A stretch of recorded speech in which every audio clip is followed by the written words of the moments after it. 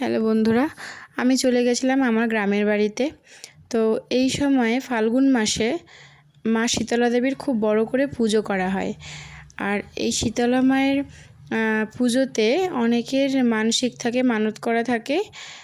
যাদের মানত করা থাকে তারা ডন্ডি কাটে, আর ডন্ডি কাটা হয়ে গেলে তাদের মাথায় সারিবদ্ধভাবে মালসা বসানো হয়। সেই মালসার উপরে ধুনো দিয়ে ধুনো পোড়ানো হয়।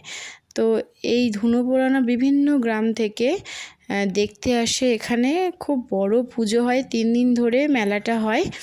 আর এখানে বিভিন্ন প্রান্ত থেকে বিভিন্ন মানুষরা ভিড় করে দেখতে আসে। খুব দারুণ লাগে দেখতে, খুবই ভালো লাগে।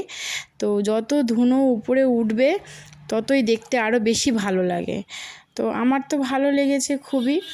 আর পুজোটা তো আরও সুন্দর হয়েছিল। মা শীতলা মায়ের মুখটা একদম মিষ্টি, দেখতে খুবই সুন্দর। প্রত্যেক বছর ঠাকুর নতুন নতুন করে গড়া হয়।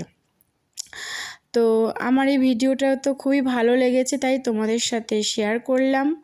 তোমাদের যদি ভালো লাগে অবশ্যই দেখো, দেখে জানিও কেমন লাগলো। অবশ্যই লাইক শেয়ার করে দিও, সাবস্ক্রাইব করো। তো ভালো থেকো সবাই, সুস্থ থেকো। আজকের মতো টাটা, চলো।